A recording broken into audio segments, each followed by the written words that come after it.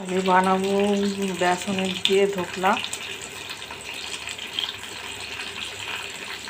এটা ফোড়ন বসিয়েছি, এটা ক্যারামেল রেডি আছে, ক্যারামেল রেডি করে নিয়েছি।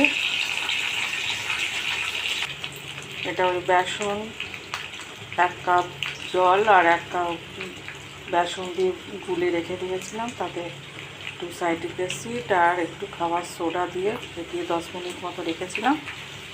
এবার সেটা এই যে ফুটন্ত জল তাতে বসিয়ে দিয়েছি, দিয়ে এবার এই চাপা দিয়ে দিয়েছি। আমার ধোকলা রেডি হয়ে গেছে। এই যে এবার এর মধ্যে এটা দিয়ে দিই।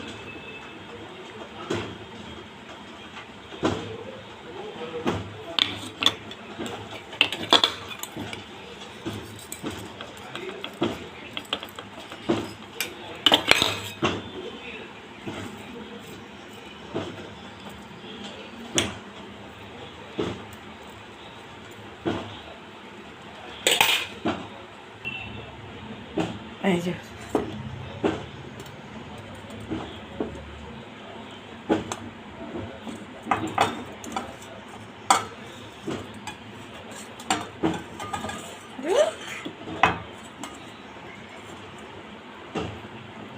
দেখো কিরকম স্পঞ্জি হয়ে গেছে, ঠিক আছে।